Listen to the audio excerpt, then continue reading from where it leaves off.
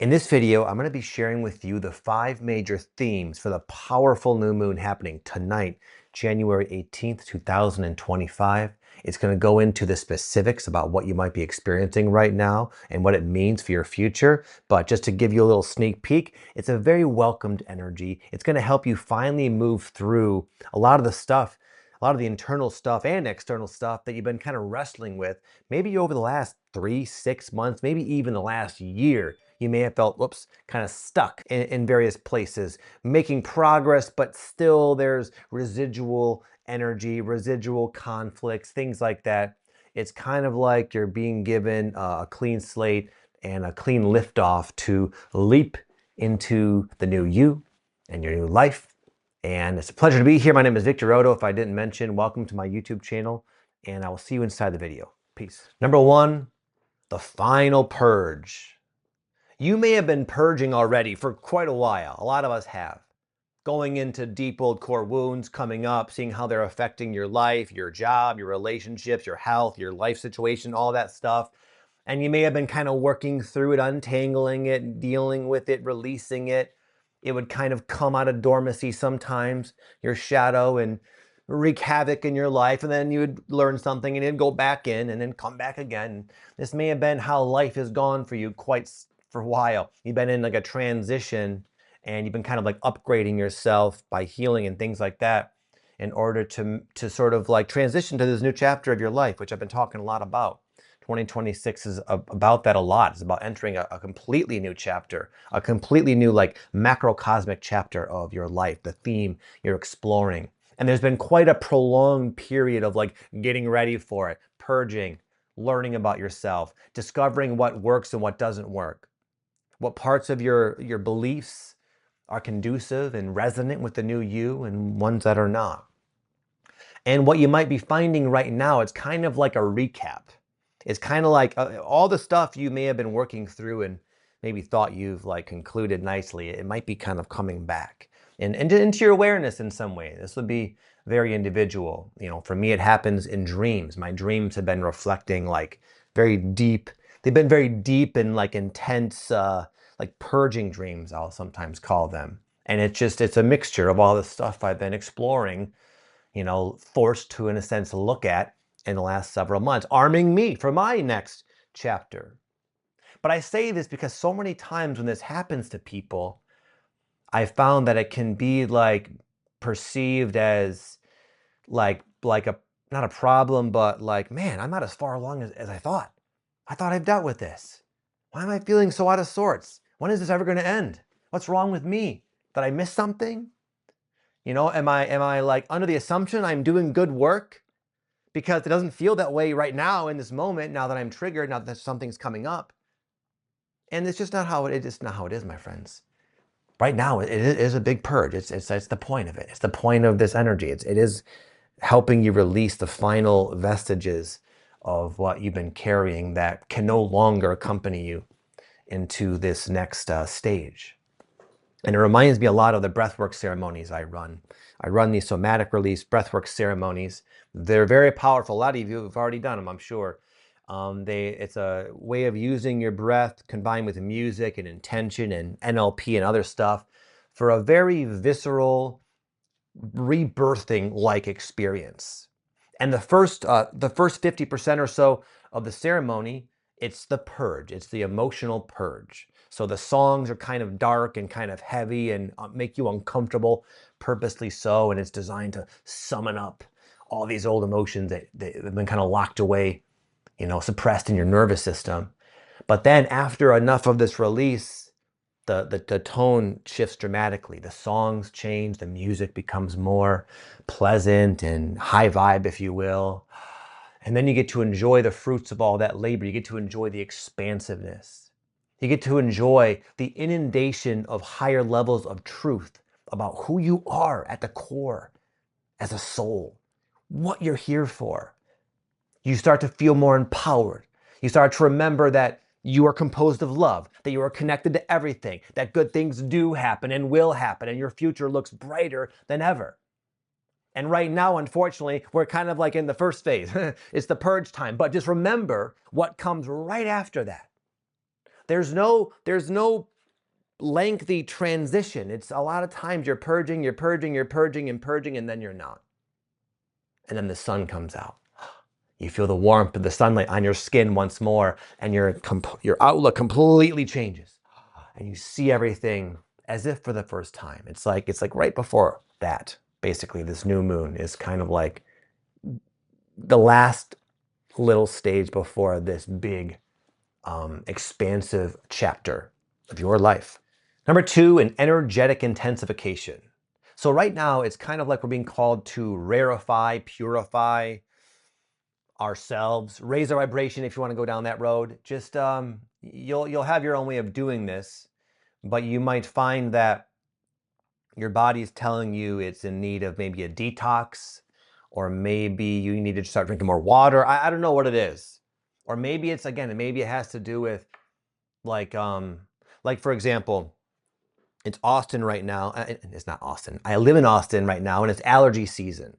For about 4 or 5 weeks out of the year around this time, my son Sebastian and I were hit like way, way, way hard with this obnoxious cedar fever, they call it here in Austin. And to the point where I really can't go outside. I can, but I'll pay for it. So I just stay inside all day. And what I've been finding is because I'm inside all day, cut off from nature, that I've been getting a little bit more like watching more television and doing things like that. But now what I'm finding is this new moon is coming around. It's kind of like saying to me, just as a metaphor, an example for you, even though you got this allergy excuse, Vic, you can't keep doing this. I'm starting to feel bad by watching Netflix and just that kind of thing. And my body's saying, you need more like peace. Normally I'd sit out back for hours a day and just sit. I'm not doing that. And it's starting to wear on me. So for me, it's nothing to do with my body or food. It's more like just this awareness that there's this like restless anxiety that I'm allowing to be there, that's so clearly out of place for who I become and how I prefer to live my life.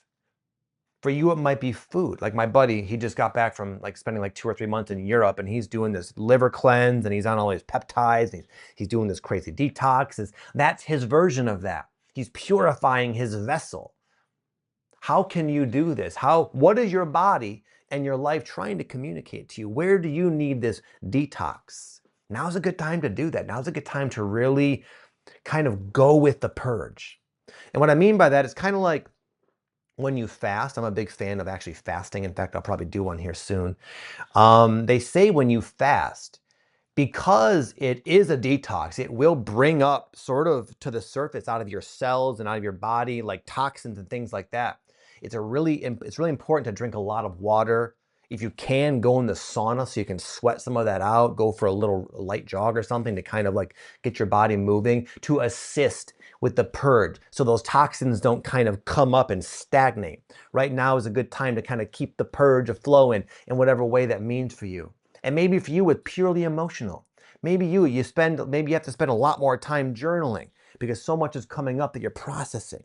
Or you have to have a lot of long, engaging, important talks with your spouse or your loved one. Whatever it is, keep the energy moving, my friend, because it's coming up for a reason. It's flowing out very quickly, and good riddance, because it's time to move on. We're well past due. We're in for a good chapter, and it's like this close, but you got to do what you got to do. Number 3, it's a very good and important time to reclaim your authority, to stop forgetting your power. One of my favorite spiritual teachers, Oddo, he's like an enlightened master now, quote unquote. And he's someone who wasn't born that way. He had to work for it. So he did a lot of meditation. He had a Zen teacher at one point. He lived in monasteries. He kind of did all this, the stereotypical things to hit enlightenment. And in my opinion, he has. If you look him up, he's got a lot of wisdom to share. It's clear to me he speaks from that place. But anyway, this dude, Oddo, said when he was younger, he noticed something about the adults. When he was very young, 7, 8, 9, 6, 7, 8, 9 years old or so, he noticed something about adults. He would recognize that adults oftentimes don't say what they're thinking, what they're feeling. He noticed this like constant disconnect, the way he put it, this constant negotiation of all the different perspectives, as if as if I'm like this ultimate source of truth, and now it's my job, my ego's job, to kind of get everybody else on board. And anyway, he noticed this, and to him it was just like this very unusual phenomenon that he never understood. Why are they doing this? This seems so unnecessary, to this like little innocent kid. And he realized one day, he finally figured out why it happens. He says, oh, it's because they all believe all the thoughts in their head. They don't really question them. They take their thoughts, whatever they may be, as crazy as they oftentimes are, as truth, the ultimate truth. And you might as well. I do sometimes too. We don't want to admit that, but we do. And here's an example. Are there times where you feel inspired to do something, to pursue something, to create something? Sometimes when you hold this sort of vision of your future in your mind, you feel it resonates, you feel expansive, you feel confident, you feel hopeful, this is you, more you than anything ever before. You're so excited, it's in the mail. It's a timeline and you're walking down the path and you know it. But it takes what? Just one thought. The thought could be, whoa, Bick, before you get too excited, bro, have you considered this? What about this? How are you going to afford that? Look at the facts, Vic. This is unlikely. Remember all the times you failed. Remember all the times you felt this way and were disappointed, let down. Oh, yeah. And just like that, I just believe all of that.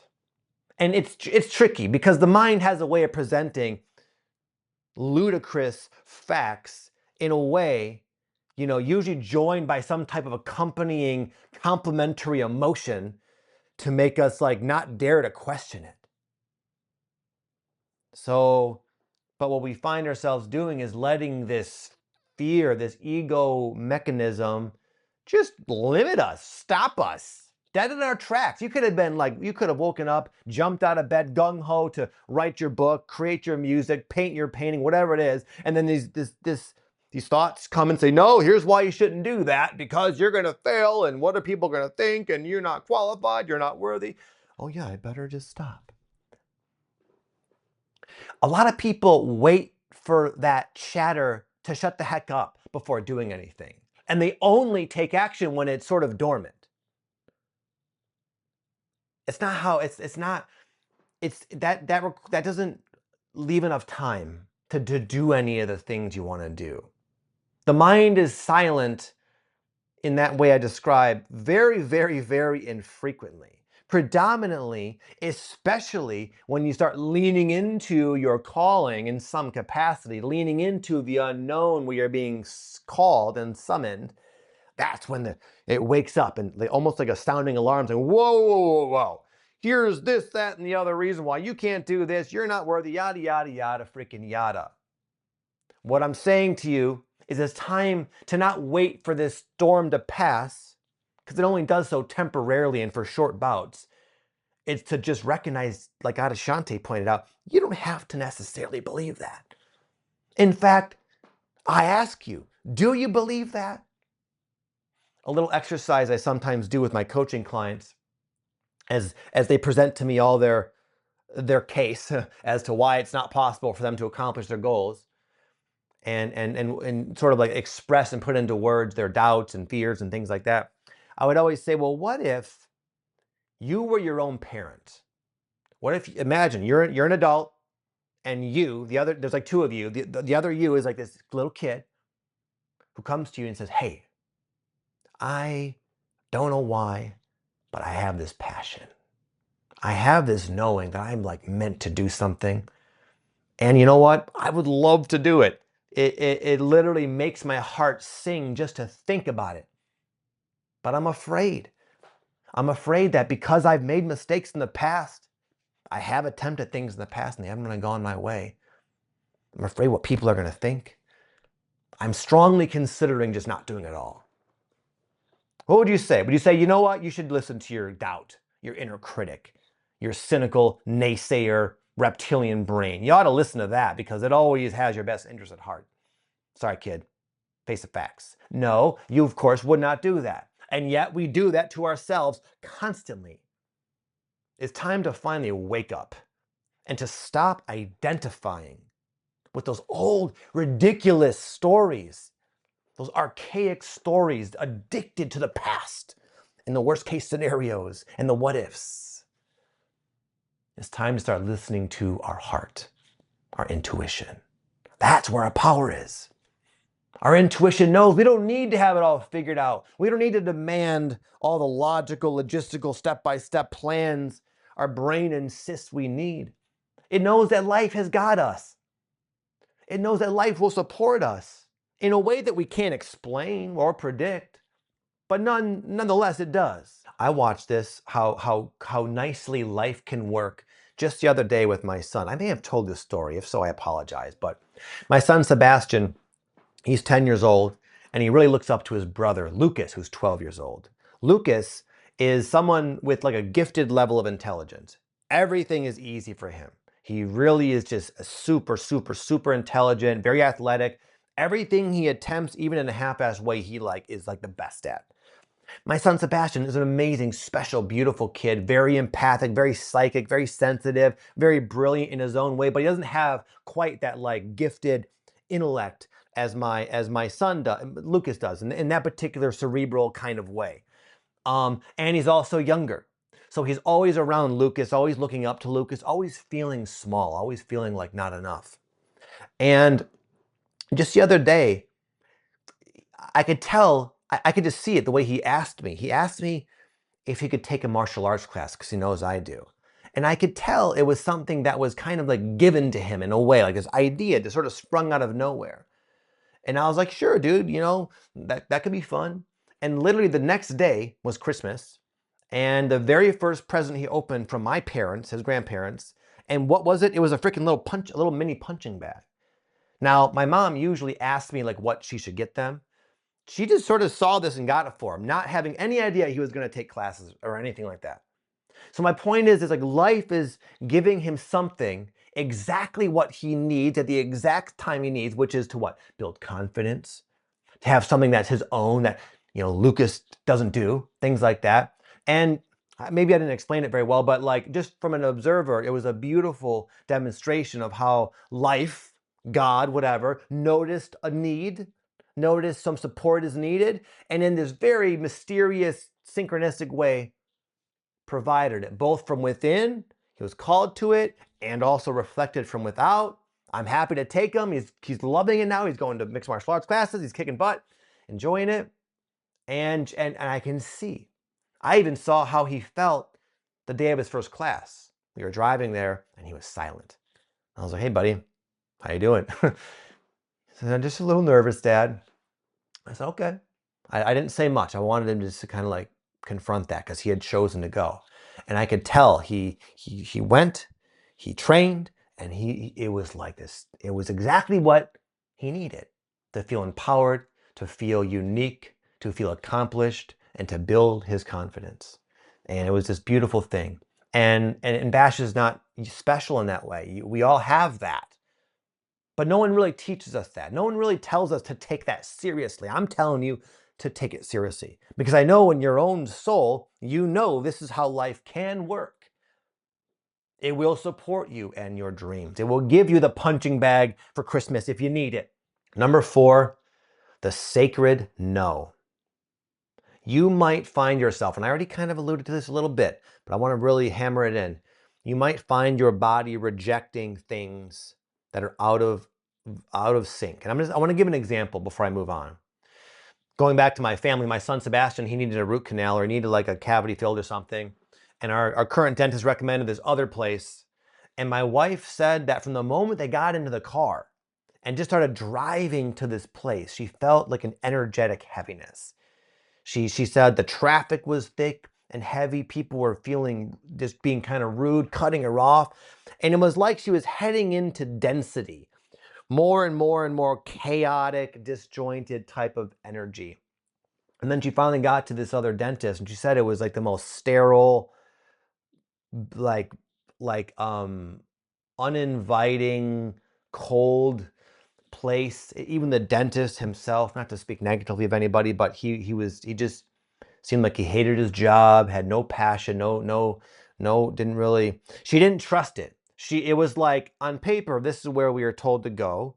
They can technically do the service, but she could just feel very strongly, like intuitively, and also in her physical body, the energetic dissonance. I spoke earlier of like detoxing. I'm talking more of like a larger scale thing. Like there might be something in your life that you're becoming aware of, almost sometimes as if overnight, like, oh wow, I see this differently, this person, this circumstance. And I noticed that time, like the moons would sometimes like highlight discrepancies, energetic discrepancies, that if you wait a while, that will simmer down. Like if we, in a week or so, we could probably take him to the dentist and it won't be quite like that. But it doesn't mean that's the best dentist for him. It doesn't mean this is the best job or relationship or living situation for you, even if this sort of intensity, this discrepancy is less and less and less in your face. It's still the reality, the energetic reality. So it's a good idea to take advantage, even though it can be inconvenient. You know, we have to find another dentist, for example. There are worse things, of course, but it can be inconvenient when you realize that something you thought was fine and for a while seemed fine, all of a sudden is not, because then you got to like figure out an alternative, obviously. And depending on what that is, it can be time consuming and laborious maybe. Regardless, there's always a better match out there. There's always a better fit, a better dentist, a better partner, a better job, a better diet, a better whatever. It's a time you might notice the contrast. The contrast of your life will be speaking to you. And it's a good time to listen and to trust your perception of the energetic alignment or lack thereof. And not be afraid to say no. That's another thing. A lot of times you know all this, but you still say yes to be polite, to be nice. It's not being nice to abandon yourself. Sometimes saying no is there's a reaction from other people. I have to set boundaries all the time in my life, in my business. You know, before when I would have coaching clients, for example, before I knew how to set boundaries, you know, a very small percentage, but some of them, they would kind of abuse my time in a sense, not knowingly. And it was my fault for not setting boundaries, but they would just text me constantly. They would send me long emails. They would just like demand I like listen to every little thought that pops in their head. And I knew if I was to say, you got to stop doing that, it's not sustainable for me as a coach. I'm sorry I didn't let you know in the beginning, but I got to draw the line here. There's going to be a reaction. They're not going to like that usually. But the alternative is what? I just allow it. I build up frustration and resentment, and then it comes out in other ways. That discrepancy is going to come out in other ways, usually in escalated ways. So it's better to recognize and then deal with it as best you can in the moment as soon as possible. It's like ripping off a Band-Aid. Finally, number 5, it's a good time to start grounding in. Even though you're purging and things I mentioned, it's a good time to start grounding in this new blueprint that you have none of the details still probably, but nonetheless, there's like an energetic blueprint being sort of downloaded into you at this time. And you might already at this point have like some idea of where life is taking you, where at least where you would like to go to some extent. You know, back in the day when I was going through a big transition like this, I knew I wanted to have a YouTube channel. I didn't know what it would be about. I didn't know how I would make money from it, but I knew I like saw myself somehow doing that. And you might be kind of there, like where you kind of have a decent idea, but like not enough arguably to go on. I'm saying to go on what you got. Ground in what you can. For example, back in the day, there was a time when I really, really wanted to move out to San Diego. A lot of you have heard me mention that. I was living in Michigan. I knew I belonged in San Diego. In fact, I would sometimes watch this like YouTube video on my phone. It was like a real estate like video about San Diego, and it had this cool song that would play in the background, and I would sometimes tear up when I would watch this like real estate commercial basically. And it was because San Diego just resonated with my soul. It was like I belonged there but wasn't there. It felt like it made me realize just how much I needed to get out there. I had no idea how I would get out there. I had like a whole life built up around me in Michigan. It seemed impossible. At the very least, very, very like like long-term, maybe a long-term goal. It didn't seem even realistic. But nonetheless, I felt that way. And for a while, it made this discrepancy feel even worse. Like, here's where I am, and here's where I really belong and would love to be. And now I feel even worse about my current situation because it's so different than that. And what I realized is that I was not doing myself any favors by doing that. And what I also realized is there are some things I could have now. And I asked myself eventually as an example, okay, Vic, you want to be in San Diego so badly? Why? Warmer weather, more stuff to do, good restaurants, cool people, yada, yada, yada. Okay, well, what would you do when you get out there? Exactly. What's going to be different about your Wednesday afternoon than here versus in San Diego? I thought, well, one of the things I'd love to do when I got out there, I'd love to wake up early and listen to an audiobook and go for a long walk on the beach. And then as I sort of thought that, I realized, well, what's stopping me from doing that now? Do I really require a beach to have at least, say, 70% of that? No. So I started doing that. I started waking up early every day. It was winter. I'd bundle up. I had this army, this freaking hunting camouflage jacket, this crazy, not even a hat. I looked like that little kid from a Christmas Story, the little kid all bundled up. I don't know if you know, Ralphie, I think his name is. I was like that, walking down the street all by myself. Nobody is crazy enough to be outside that early when it was that cold, but I was sitting there waddling around, listening to my audiobook, feeling the vibe. It was like, it almost gave me what I emotionally and experientially what I was wanting, minus the beach, right then and there. And I found that the more I would wire in these habits that are kind of connected to this, what seemed like far off, ideal, desired future, the faster that future started to kind of bleed into my reality. And I was able to, by doing this, get out to San Diego very fast, way, way, way, in a matter of months.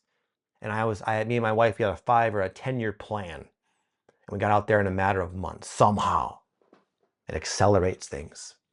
And this new moon will support you. It'll make you aware of what could you do now? That's associated with where you want to go. For example, one of the things I do is I certify coaches, conscious coaches. And a lot of them they're new. They don't have any clients yet. They're in school, they're learning, from me. But I ask them, when you are a full-time, amazing world-class coach, how are you going to spend your time? How are you going to organize your day? What habits are you going to have? What behaviors? What attitudes? How are you going to eat? All of that you can do now. And guess what? It's going to help you get clients faster too. So it's a good time to do that, my friend. And real quick before I go, I've never done this, I don't think anyway, on my YouTube channel. But my wife and I, once a year, we host ayahuasca ceremonies in Costa Rica. We're not the shaman, but we organize them and we bring the people. And we're having one in July. And what I'm going to do, probably in the next video or so, is share with you the details. Normally, it books up by itself with past guests and things like that. But I'm going to invite whoever wants to come from here. And what I'll do is I'll share the details down below in probably my next video. So just be on the lookout my next couple of videos. If there's something that's been calling you, if ayahuasca has been kind of calling you and you've heard me talk about it and you just resonate with the way I say it or whatever, it might be for you. And if it is, it's one heck of an experience, I can say, for those who resonate. It's not for everybody, and it's okay if this doesn't, but just putting it out there in case you want to come. I normally don't have the room to invite the YouTube folks here who I've been reacquainting with, as you can see, the last couple of months. So anyways, my friends, be on the lookout for that. Thank you for everything. Thank you for the lovely comments you always send.